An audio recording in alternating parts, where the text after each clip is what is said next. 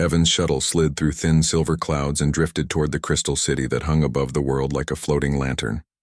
The city was a ring of glass towers and light bridges, all shining softly, all quiet. It should have looked like a festival. Instead, it felt like a hospital. No music, no markets, no open kitchens. Only the hum of wind turbines and the slow blink of warning lights. He pressed his palm to the port window. Far below, the cloud layer moved like a white ocean.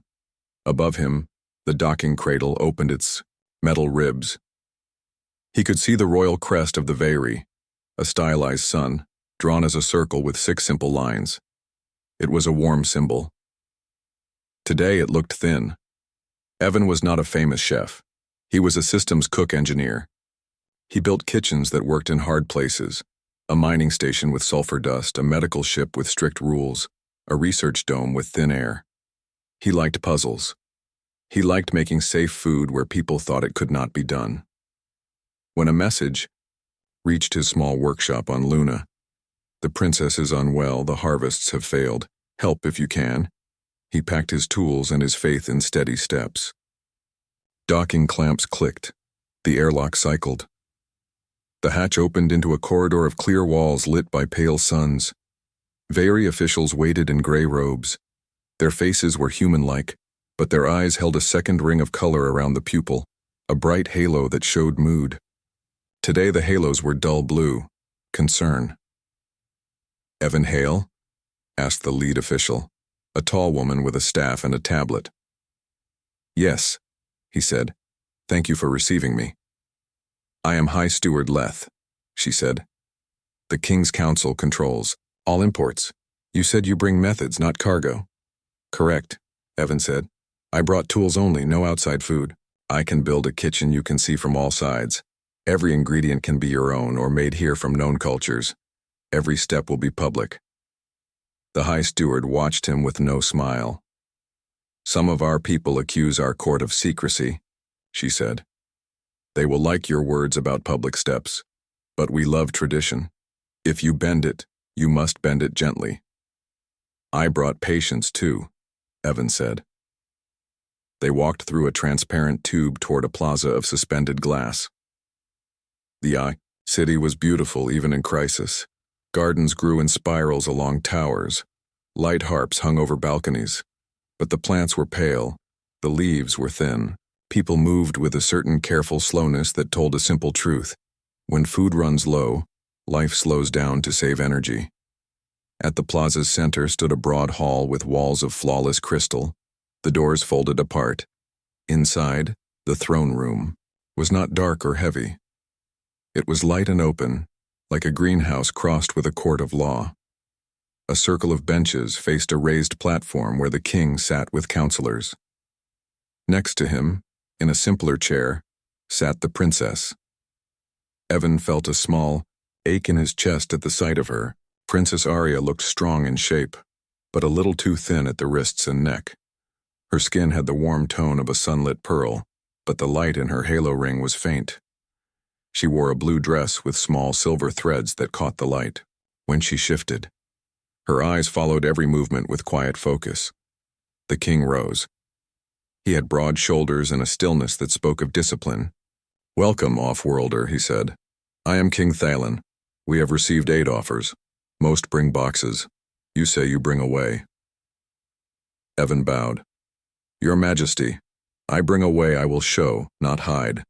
I request a working space that is open to the people. I will explain every part. I will accept rules you set. The goal is a safe meal that fits your biology and your law." "Our law begins with seeing," the king said. "We have oath kitchens for state ceremonies. They have glass on every side. The cook swears to make nothing hidden. We use them for festivals, not for daily bread. But today is not a festival." He paused. "Still, we can use one." The High Steward lifted her staff. "Before we grant space, we will grant questions," she said. "A trial voice speaks for and a trial voice speaks against." An old counselor rose from the benches. "For," she said, "the princess is tired from lack of certain nutrients. Our light farms have failed to produce full spectrum. Dust. Storms dimmed the collectors. We must fill gaps fast. The visitor understands risk control. Let him work. A younger counselor stood. Against, he said. We fear contamination. We fear strange microbes in our home. If he uses fermentation, it will resemble the forbidden. Our laws are clear about unsealed cultures. Evan raised a hand slightly. May I answer? Answer, said the king.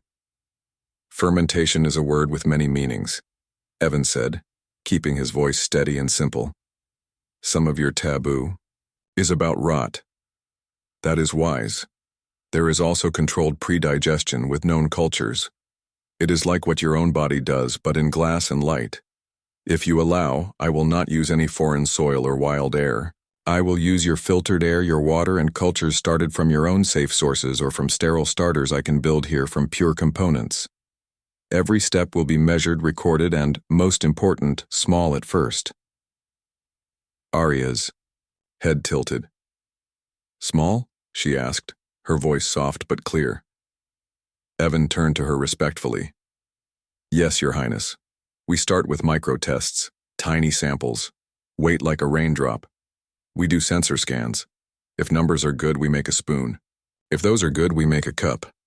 Only at the end do we make a bowl. He showed his empty hands. No leaps, only steps. The princess looked at the king.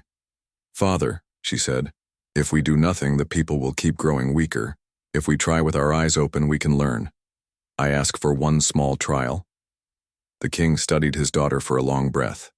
He looked at the High Steward.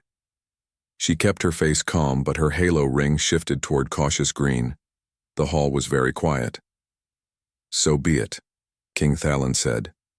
We will open an oath kitchen under the plaza. The city may watch. We will bring our own doctors and monitors. High Steward Leth will write the rules. You, Evan Hale, will swear. I will, Evan said. They moved to the oath kitchen by way of a descending bridge spiral. The kitchen was a square of glass within glass, like a jewel in a display. Sinks, counters, and a small induction surface sat on soft shock mounts. Air filters hummed. There were panels that showed air quality, moisture, and particle counts. The ceiling had adjustable mirrors to shape light. Evan unloaded his tool case. All his tools were clean and simple.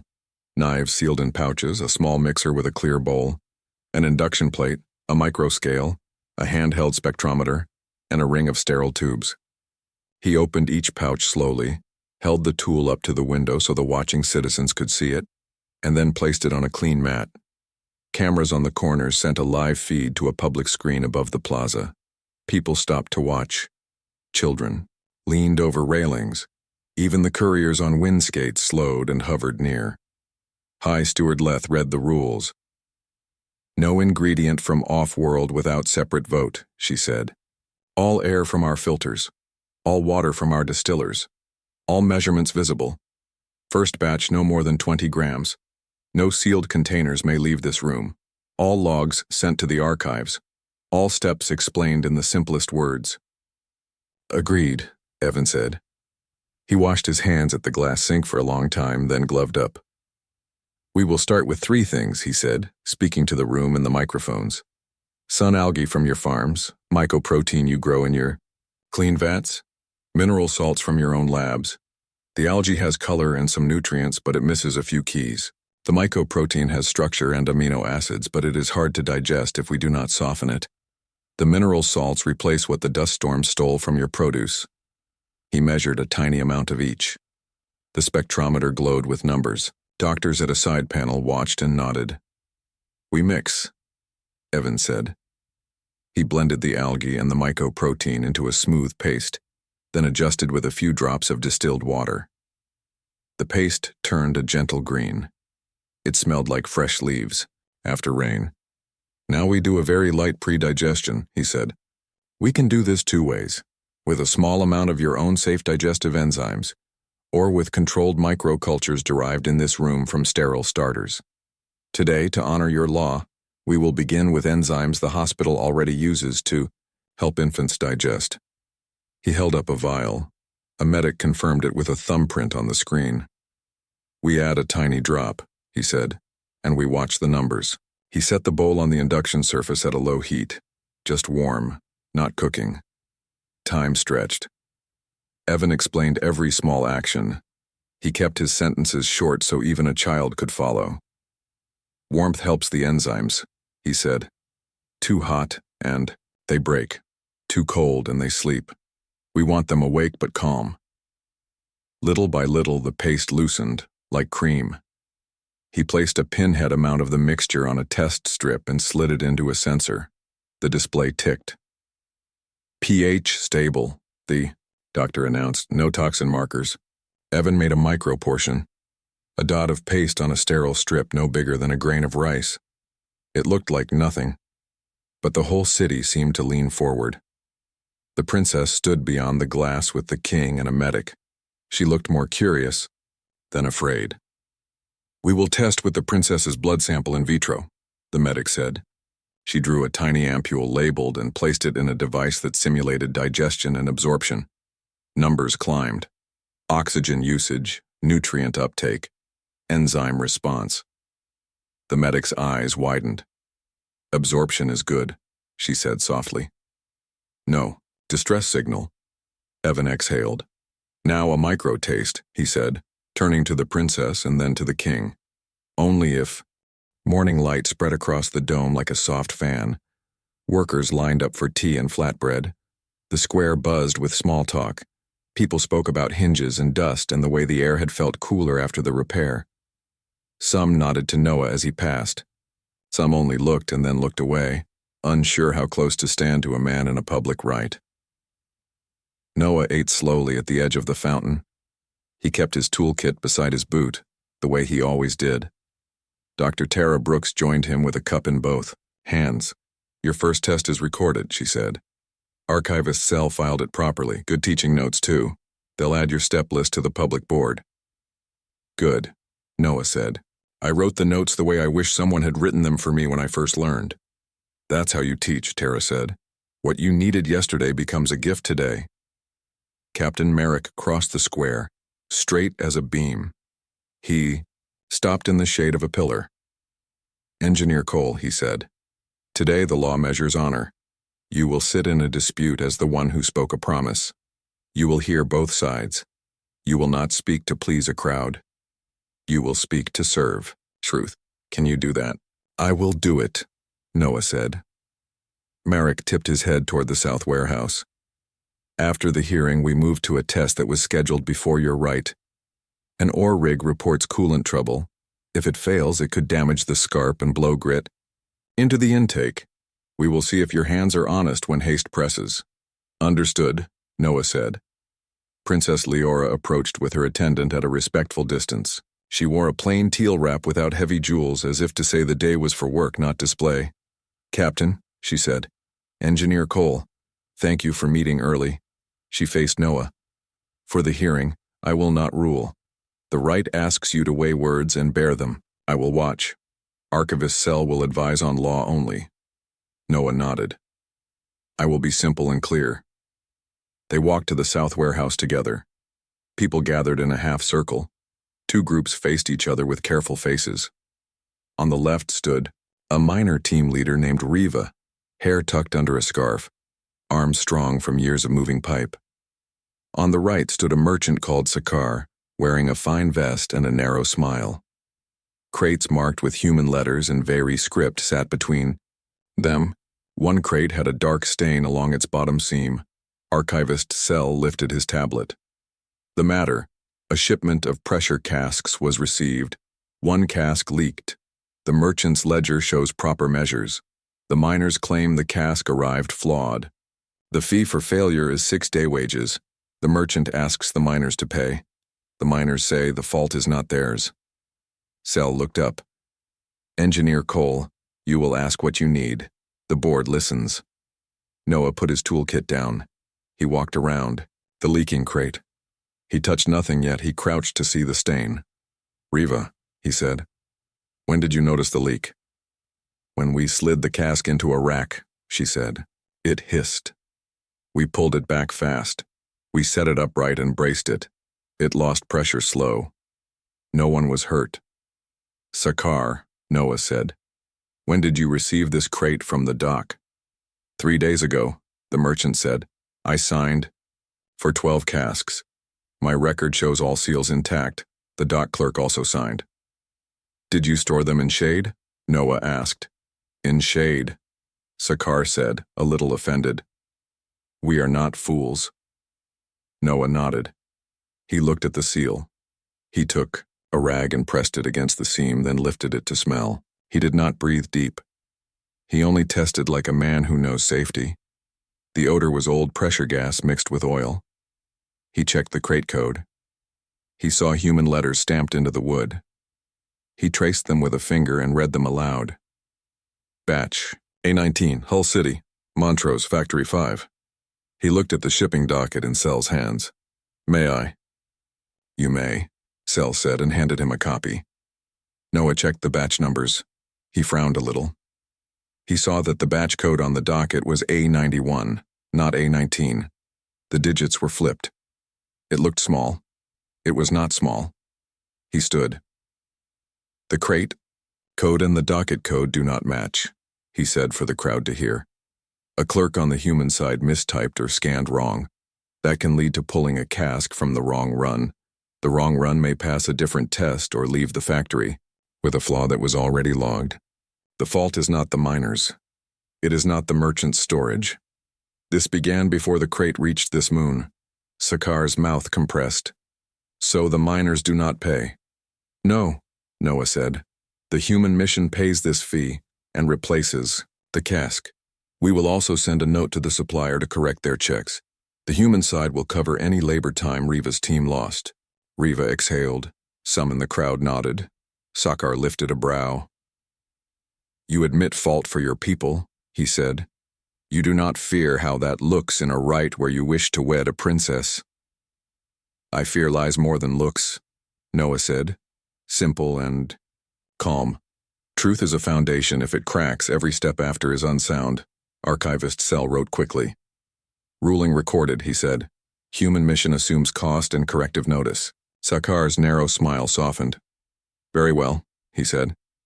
I accept fair coin. He turned to go, then paused and looked down as something slipped from his pocket and skittered across the floor. It was a small copper crest. It spun and came to rest near Noah's boot. Noah picked it up. He saw a crest mark of a noble cadre etched into the metal. It had a small slot in the back. It might fit a door register. He did not pocket it. He did not make a show. He held it out. You dropped this, he said. Sakar took the crest with a brief stiff nod. Yes, he said. Thank you. Noah watched him leave with his assistants. He did not think more on it. He turned back to Riva and asked if her team needed help cleaning the leak area. They said they had it under control. He offered a better method for wiping oil and saving the stone from stains. Riva smiled. Put that on the board, she said. Our new workers will thank you. They walked out into the square again. Captain Marek said nothing about the crest. Princess Leora did not mention it either, but her eyes were thoughtful. Next, Marek said. Or Rig 3. A shuttle truck took them across the flats beyond the dome where the rigs bit into the crust and drew out the ore slurry. The land was open and sharp with ridges like the backs of sleeping beasts. Wind slipped low and fast over ground that held small stones like teeth. As they approached Rig 3, a warning light flashed on a short mast. A worker waved both arms. Coolant flow is low, she shouted over the pump noise as they stepped out. The radiator stack is clogged. We cleared grit twice. It keeps choking. We shut down and the heat spikes again. We'll cook the pump if we keep cycling. Noah looked at the radiator. Dust had settled on fin plates and hardened with oil into a rough coat. The fans whined thin. The coolant tank clicked as it heated. A sound of small metal pain. He placed his palm near the pipe and felt the wrong degree. How much spare hose? He asked. How many cargo plates? Do you have a sling and a standard A-frame? The worker blinked. We have spare hose. Plates, yes. A-frame, yes. Why? He pointed at a gravel patch. We build a temporary radiator in the open air, he said. We coil hose in a wide loop and throw air across it with the rig fans we can pull from the clogged stack. We set cargo plates as heat sinks along the coil. We do not make it pretty. We make it work. While this runs, we clean the real stack slow and proper. Merrick crossed his arms. You think you can build a radiator on the dirt? Yes, Noah said. Heat does not care about pride, it cares about flow and surface. Do it, Merrick said. They moved fast. Workers fetched plates and hose in the A-frame. Noah laid the hose out in large rings, then set cargo plates like a path under the coils so the hose would touch metal and share heat.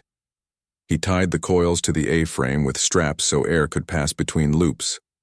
He and Rook, who had ridden, out with them, unbolted two of the rig's cleanest fans and placed them so air would cut across the hose. He opened the coolant valve to the temporary loop. Heat rose into the air like breath. The pump tone eased. The coolant tank stopped clicking. The rig gave a small relieved shudder. Noah went to the clogged radiator and tapped it with a wrench. Do not scrape hard, he told the team that gathered. You'll bend the fins and choke it worse. Use oil to loosen the cake. Use soft brushes. Work from top to bottom. Clean the fan hubs first so they do not throw grit back into your faces when we start them. They worked. Dust came off in dark sheets. The fans looked like hard black flowers opening. Noah kept one eye on the gauge and one on the workers. He paced his help. He let the team do the work and only stepped in when a hand needed a second, pair to hold a bolt head steady. Leora watched from the side with Marek and Sel and Tara. A small wind tugged a fold of her wrap. Her face did not glow with excitement. It settled into satisfaction as the gauge needle dropped into the safe band and stayed there. Skill under haste observed. Archivist Sel said after a while, writing. Write notes. Temporary radiators can save pumps and rigs when stacks are fouled. Noah checked the hose clamps one last time. He listened with his eyes closed, the way he always did at the end of a fix, letting the machine tell him its mood. It hummed like a big tired animal that had been fed water. Good, he said. He turned to the workers. Keep this lash up a few hours while you finish the cleaning, then switch back. Don't be in a hurry to prove it looks neat. Neat arrives last, safe arrives first. A worker laughed, and others smiled. People like lines they can remember. They rode back under a tall, pale sky. In the shuttle, Marek stared ahead at the road. Without, dawn came pale and thin like chalk dust in the sky. The dome hummed its low, steady note. Noah woke before the bell and checked his small list. Lock seals, spare seals, test grease, bright chalk, water. He rolled the list up and tucked it in his pocket. His hands felt calm. His mind felt clear in that simple way it did before a day of work. The square stirred early. Vendors set kettles on warmers. A few children practiced the hinge steps drawn on the public board, miming the lift, and the pin fit with serious faces. Rook waved from the west path and pointed toward the admin wing. Two guards stood by a door there, faces tight. Captain Merrick strode across the square like a line you could draw with a ruler. He stopped in front of Noah, then looked past him at the sky. Test of honor continues today with an open audit of yesterday's tool custody, he said without greeting. Then a safety drill at Power Sector 2. We will see how you carry people when lights bend. Stay close. Understood, Noah said. Princess Leora and Archivist Sel joined them. Leora wore a plain teal wrap again, hair bound back, eye steady. Sel held 2 tablets and a narrow stylus. He had not slept much, his eyes, though, were sharp. They walked to the admin wing. A small crowd had already gathered. A guard opened the lock room under Marek's watch. Inside, shelves held tins, coils, seals, and tools in neat rows. Everything looked orderly, almost too neat. Marek lifted one tin. He sniffed, dipped a finger, rubbed thumb to finger. His mouth hardened. He set it down and chose another. He tested it the same way. We will not pretend the dirt is not there, he said. We will pull every tin and coil. We will mark what is clean and what is spoiled. We will do it in the doorway where all can see. Sel stood where sunlight fell on the threshold. He narrated as the guards opened tins and unsealed coils. When they found grit, he wrote spoiled and the hour. When they found a clean tin, he wrote cleared and an initial. The people watched silently. It felt like a ceremony with grease for incense. Noah took bright chalk from his pocket and drew a simple grid on the floor. 4 squares for 4 corners of the room. In each square he wrote a letter. This helps us remember where each tin came from, he said. If all spoiled tins sit in one square, then the person who stocked that square is either a victim or a tool. We will know where to look. Marek glanced at the grid with a quick nod. Good, he said. Keep drawing your little truths where feet can see them. They worked for some minutes. A pattern appeared. Grid in tins from the rear left shelf. 4 out of 5. Clean tins on the front right. Spoiled coils in the rear left too. 1 seal slit and patched so neatly that only a careful hand would see it. Sel wrote. Pattern noted, he said. Rear left shelf compromised. A guard hurried in with a small register board. Captain, he said. Door log shows 3 entries after dawn yesterday. 1 was yours. 1 was mine. 1 is blank. It shows the latch turned. It does not show a crest code. Show me, Marek said. The guard showed him the marks. The blank looked like a breath held on paper. How is that possible? Leora asked, voice level. The guard swallowed. A crest with a shallow slot can bypass the stamp, he said, and glanced toward Sakar's small copper crest in memory. He shut his mouth when he saw Marek's eyes flick to him. Noah felt the room tilt in his head the way it does when 2 pieces finally fit. He remembered the crest spinning, catching light. He remembered the slot at the back. Archivist Sel lifted his stylus and tapped it gently twice on the tablet. There is a clause in old law, he said, voice thin but steady. If a public right collapses in disorder, if records are burned or bent, the council may appoint a regent for 1 season to restore order. The clause is rare and serious. It has been used twice in our history. The regent must be of the royal blood. Leora's jaw went still. My cousin would qualify, she said. She did not add his name. She did not need to. Marek's eyes darkened like storm glass. Cousin Iran has complained of delays, he said. He says the princess listens too much to workers and too little to nobles. He says the hall pillars embarrass people. Noah stood quiet. He did not want to put large words into the air. He put small ones instead. If someone bends the right to make disorder, we will hold it steady in the open, he said. We will bring the work to the square. We will bring the records to the board. We will let 20 hands touch every bolt. Then tricks will have nowhere to sit.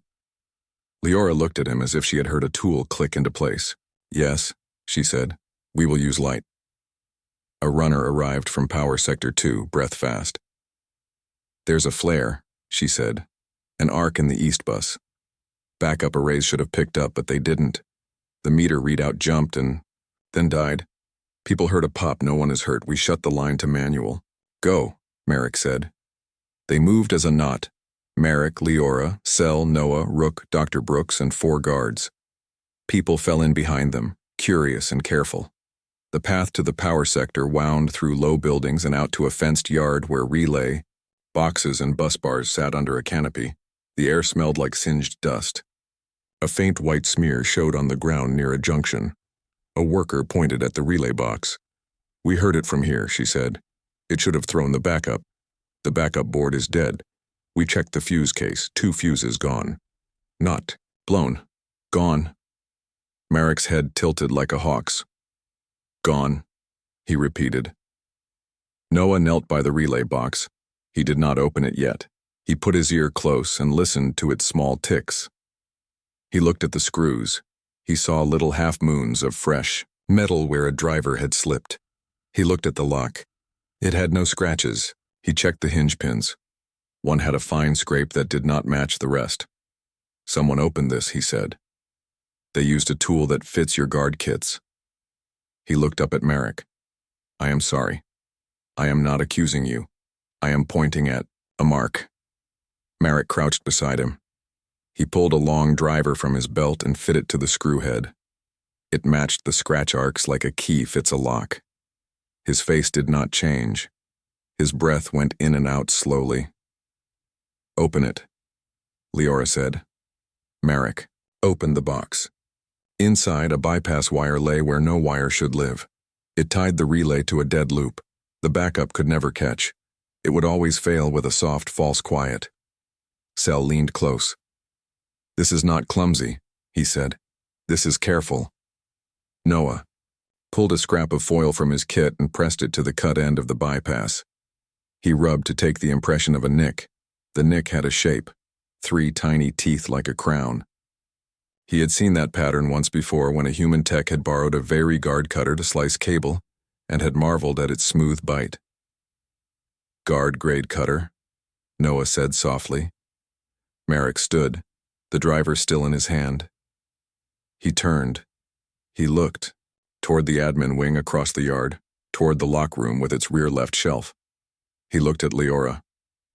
"Princess," he said, "with your leave, I will call my squad to me. I will not let this rest." "With care," she said. "No noise, not yet. We will put the fix in the square today." Noah touched the relay board the way a carpenter touches a good beam.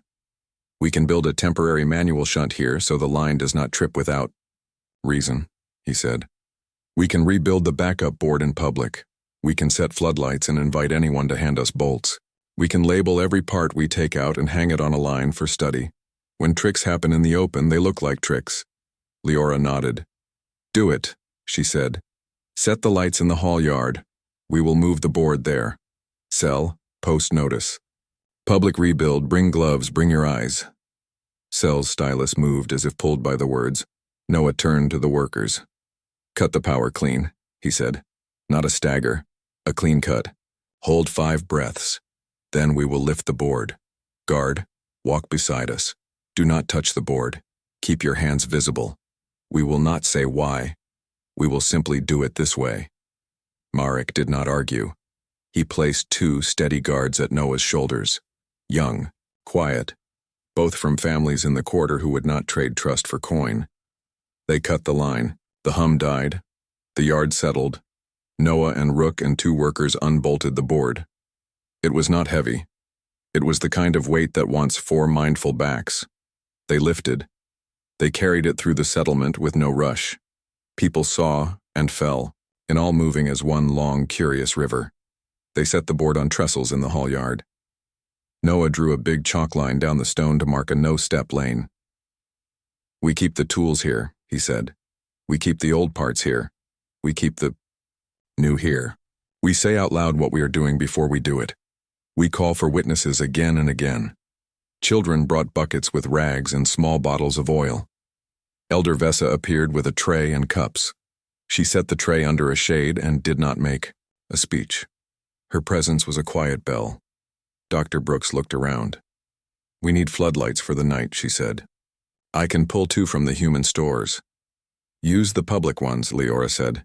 "If we bring only human lights, someone will say this was a human show. This must be ours." Rook sprinted off to fetch the big yard lights that the miners used, to weld plate in dark hours. He and 2 others set them up at the corners and tested them. The light they made was the color of honest work. Noah stood to the side and raised his voice. He did not shout. "I am going to open the board," he said.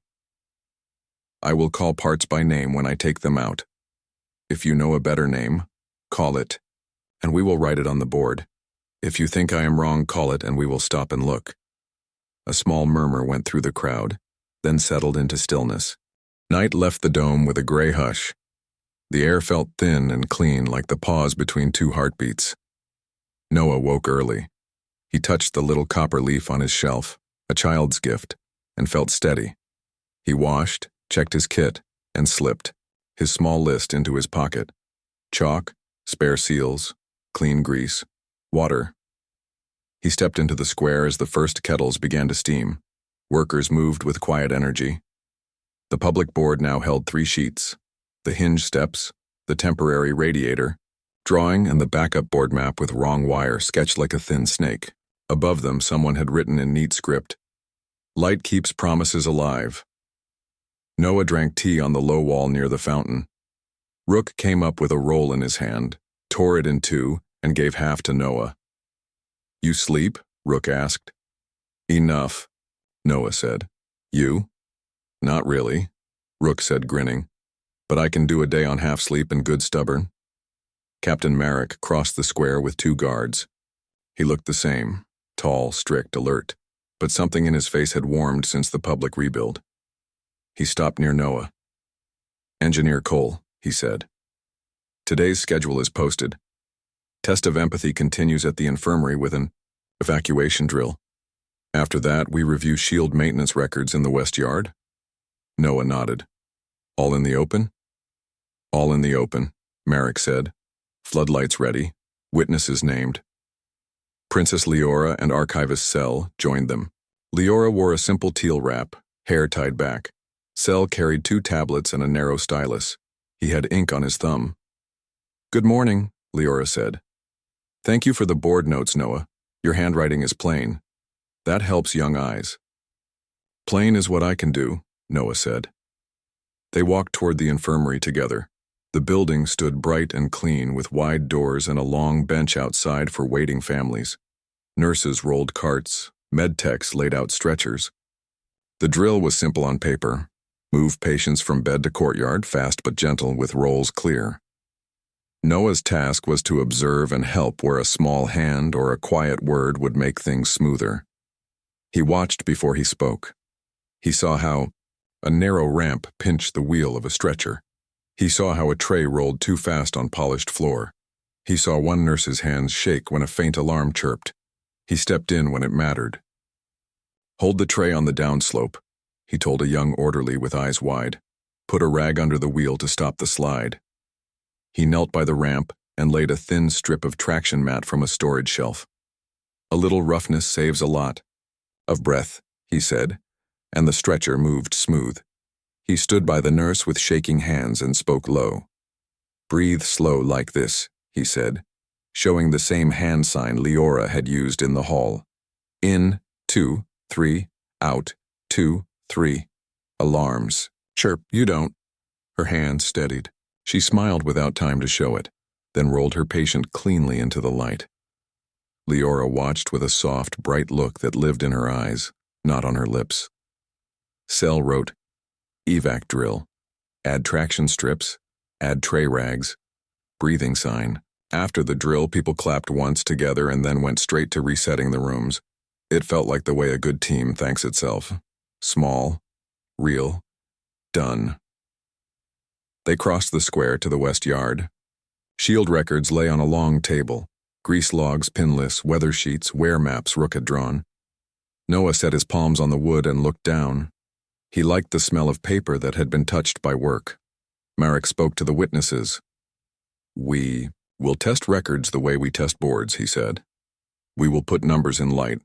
We will see if any page grew false in the night." They began. The first pages were clean. Grease entries were steady. Pin checks matched the hinge seats. Dust days lined up with small failures in a way that made sense. Then Cell frowned and tapped a date. "This sheet," he said. "This date shows a full-service round on Array 6. But we all saw Array 6 yesterday. Those pins were old. Those seats were not fresh." Rook leaned in. "We did not log a full service," he said. "I would remember. I wrote half these lines." Noah traced the numbers with a finger. The ink here was finer than Rook's. The hand held a different weight. He looked at the signature block. It held a tidy initial and a little loop like a decorative hook. "Who signs with a hook?" he asked. "Clerk Tavo," Merrick said. "Proper, quiet, proud of tidy loops." "Tavo," Leora repeated. Her voice did not accuse. It placed the name on a shelf for later. A runner in guard gray came fast, feet soft on stone. He bowed to Leora and Merrick both and spoke in a voice just above a whisper. "Dust rising from the low scarp," he said. "Fast and tall. The meter says we have less than 2 hours until first gust. The main shield hinge on Array 3 is flagged. It was fine yesterday. It sticks now. Merrick's body went still the way a soldier's body goes still when a line breaks. He turned to Noah. "Array 3, he said.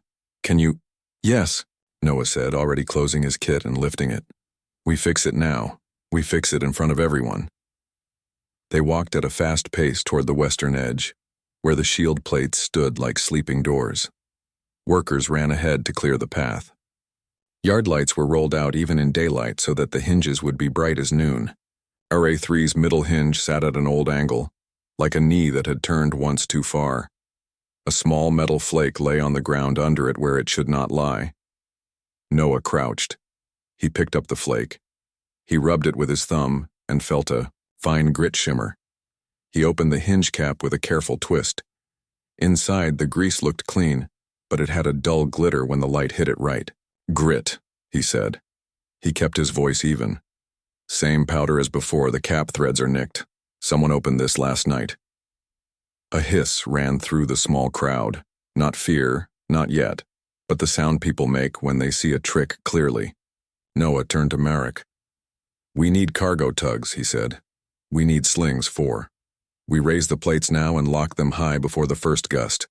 Then we repin the bad hinge while the plates are up. If we wait until the wind hits, we risk a jam and a crack." "How many tugs?" Merrick asked. 4, Noah said. 2 on the worst plate. 2 on the neighbors to share the strain. And we need kids and elders out of the yard and into the hall. This will look like a show. It is not a show." Leora lifted her hand. "You heard him," she said to the workers and guards around her. "Move." Rook ran. 2 more miners ran. The cargo tugs came like low beasts with steady legs. Slings came. Hooks came. People whose names Noah did not know stood exactly where he told them to stand and held exactly what he handed them to hold. He chalked on the stone, where the tugs would sit, where the slings would cross, where no foot should step. He drew arrows for load, small circles for buckle checks. He called the plan loud enough for the second line to hear it, and he had the second line repeat it for the third. The words echoed like a safe chant. He set the jacks under the worst hinge to take weight before the lift. He checked the jack seats twice. He checked again. He looked once toward Leora. She stood with her hands loose at her sides, eyes clear, breath steady. Her presence felt like a table that does not wobble. "Lift," Noah said. The tugs hummed. The slings tightened. The plates rose 1 finger, then 3, then the width of a hand. The hinge sighed. The jack took some weight and held. A worker cried out softly. "Dust line," she said, pointing. On the horizon, a thin brown band had appeared, low and wide. "We see it," Merrick said. "Keep the line moving." Noah lay on his side and slid his arm under the hinge seat to brush grit away before it could bite. He felt the seat's smoothness change where the grit had eaten a shallow groove.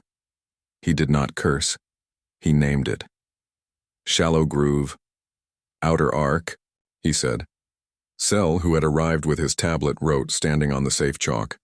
"New pin," Noah said to Rook. Rook handed the fresh bar. Noah cut and beveled. He greased it with his own tin, the one he kept inside his inner pocket where only he could reach. He slid the pin home. It seated with a clean, soft sound that always made his shoulders drop. "Lock," he said. The tugs eased. The plate settled on the new pin. The jack groaned once, and then went quiet. The plate did not wobble. Noah rocked it and felt nothing wrong. "Next hinge," he said.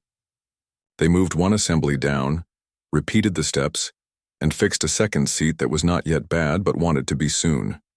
The brown band on the horizon had become a tall wall now, shaped by wind hands that no one could see. People who lived long under this sky looked at it and measured where it would hit the dome. "Lift the rest," Merrick said. "Now, all arrays on the west and south." "Lift in pairs," Noah called. "Even strain. Lock clean. Do not rush the buckle checks." Rook and 3 crews ran to other arrays. Slings went up everywhere. Tugs hummed like a small orchestra. The dome began to grow its metal eyelids 1 by 1, steady and sure. Children clapped once when they saw a plate lock.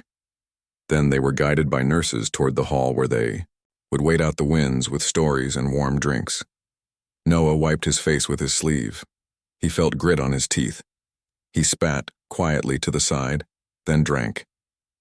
Leora handed him a second bottle. He took it and nodded thanks.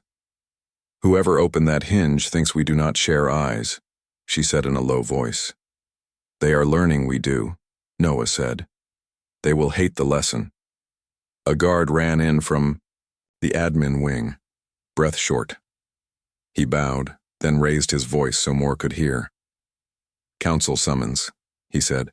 "From the royal cousin Iran. He claims an emergency. He calls for a protective custody order for the princess until public disorder ceases. He says the right is..." Morning came late because the storm still pressed. Dust slid on the dome like a quiet sea. Floodlights hummed in the old machines hall where hands had worked through the night. The first bench stood strong. A copper plate shone on its front edge. People read the lines and smiled with tired eyes. Then they picked up tools again. This was the way of this place now. Work first. Words that help the work. Light around both.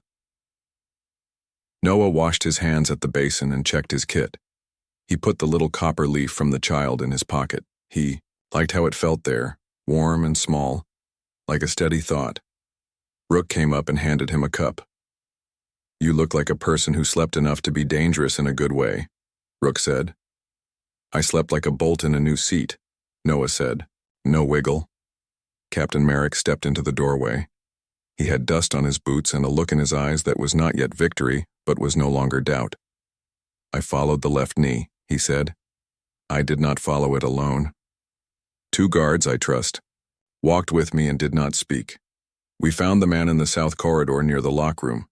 He was not surprised to see me, which means he thought I would never look down that hall. He wore a plain coat. The coat had grit in the left pocket. The grit matched the tins from the rear left shelf. He did not run. He did not fight. He said the word I expected him to say, orders." Leora set down a plank gently and came close. "Whose orders?" she asked. He did not say. Merrick said. He made his mouth quiet, but he had a crest. The crest had a slot. The slot carried dust from our door. "We will not force a story with pain. We will ask for truth in the hall. We will let the pillars work." Archivist Cell held up a tablet. "I have prepared the questions," he said. "They are plain. They do not try to trick. They ask for times. They ask for tools. They ask for names only after the hand is shown. Doctor." Tara Brooks looked at Noah and then at Leora. "Call the people," she said. "Do it in the light." Leora nodded once. "Ring the hall bell," she told Merrick. "Not the alarm, the assembly tone. We will read the storm notes first, then we will ask our questions." Merrick went at once. Rook blew out a deep breath and rolled his shoulders. "Let's go hear a left knee tell a story," he said. They crossed the square. The storm still sang on the dome, but the worst of it had passed. The shield plates held like patient hands. Children stood at the hall steps beside nurses, eyes big and bright. The translation pillars hummed. The air felt full and alive. The hall filled fast. Workers lined the walls. Merchants took places near the back. Elders sat on the front bench. Elder Vessa had her bell in her lap, and one palm resting on the songloom's old wood nearby, as if drawing courage from it. The guard with the left knee stood at the center under the open space of the ceiling. He did not look broken. He looked like a man who had chosen a road and now saw where it ended. His hands were free but held together in front of him. 2 quiet guards stood to either side, not touching him. Marek stepped to the edge of the dais. He did not grandstand. He spoke like a builder naming parts. "This is Guard Pell," he said. "He has served 3 years. He has a left knee old injury from training. He carried a crest with a shallow slot. He was seen near the lock room at 3rd bell last night. He had grit in his left pocket that matches grit from the spoiled tins." Princess Leora faced Guard Pell. Her voice was steady. "Pell," she said, "we will ask plain questions. You will answer plain. The pillars will carry your voice. They do not make pain. They make your words belong to us all. Do you understand?"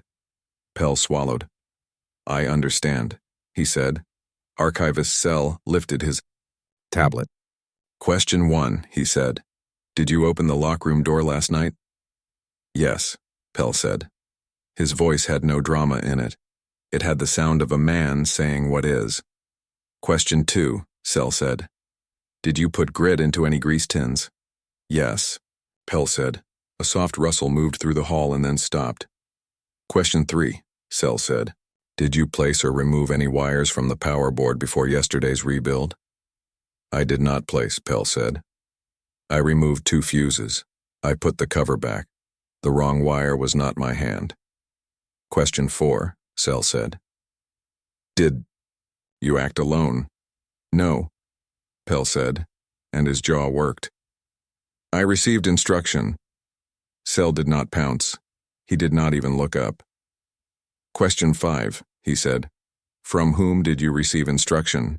Pell's eyes went to the floor. His hands clenched once. He lifted his head. This was the hard part.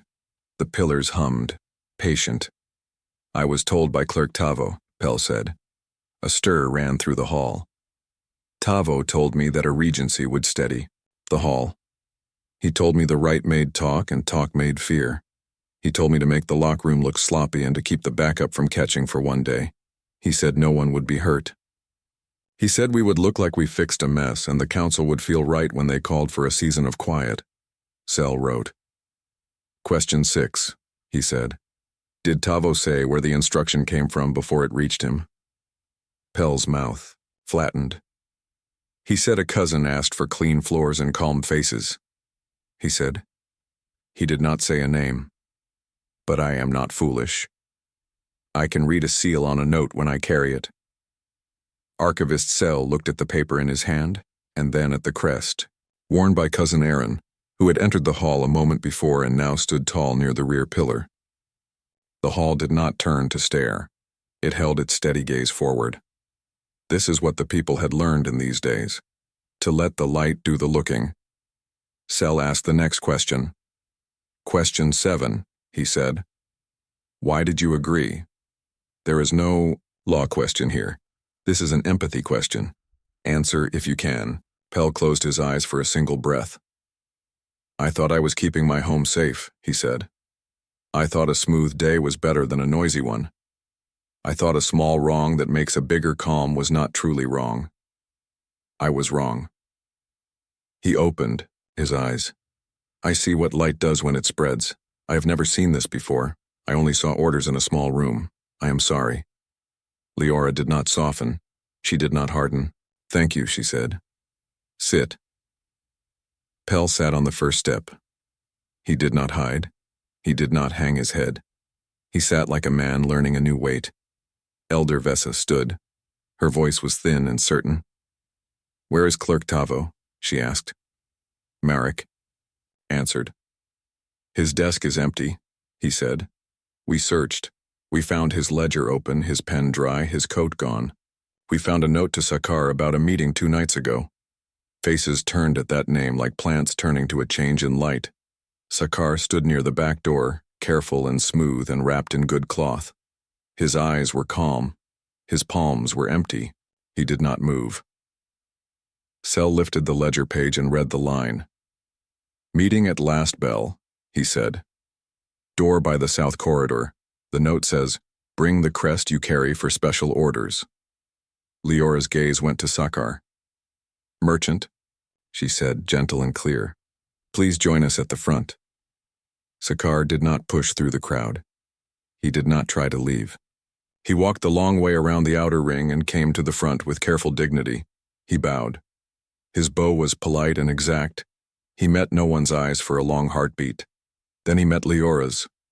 Princess, he said, I have served this hall with fair goods. I am a merchant. I am not a saboteur. Sel held up the copper crest Noah had returned on the second day. This was in your hand earlier, Sel said. It has a slot. The slot fits the lock. We found dust in the slot.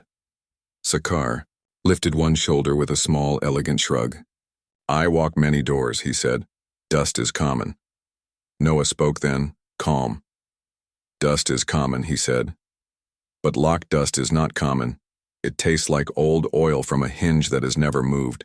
It smells different. We can test here. with the pillars awake. He reached into his kit and took the small strip of foil he had used at the power board. He also took a clean cloth. "Let me press this to the slot," he said. "Let me smell and let Cell smell. Let the pillars carry our description. We will not guess, we will name the scent." Leora nodded. "Do it," she said. Noah pressed, then lifted the foil and raised it to his nose. He spoke the simple words the pillars could carry. "It smells like old machine oil and a little like lamp soot," he said. "That is lock dust. It is not yard." "Dust?" "Yard dust smells like iron and wind." He passed the foil to Cell. Cell sniffed and wrote, "Lock dust present." Sakar's careful face held. "If this is a court," he said, "I would ask for a formal lab and for time. If this is the square, I will stand in its light and accept what people see." "It is the square," Leora said. "And the hall. It is both. It has more eyes than any court." Cell's stylus clicked again. "Sakar," he said. Question 1. Did you meet Clerk Tavo 2 nights ago? Sakar could have lied. The pillars were not magic. They did not punish lies. They only carried them. But a lie here would live long and rot slowly in many hands. He looked around and saw that truth had become a habit in this place. He chose the only road left that would let him keep any shape. "Yes," he said. "We met." Question 2, Cell said. "Did you give Guard Pell a crest with a shallow slot?" Sakar lifted his hands. "I gave a crest to Clerk Tavo for a guard to carry," he said. "I did not hand it to Pell, but I knew it would reach a guard." Question 3, Cell said. "Did you intend to harm the dome?" "No," Sakar said at once. "Never. A broken dome kills markets. I sell to live. I wanted quiet. I wanted neat lines. I wanted the cousin to hold a season. I thought business would be easy then." A slow breath moved through the hall. People understood this answer. It was mean, in a small way, not in a blood way. It was wrong and tidy. It felt like the kinds of wrong that often passes sense until someone holds them up in light.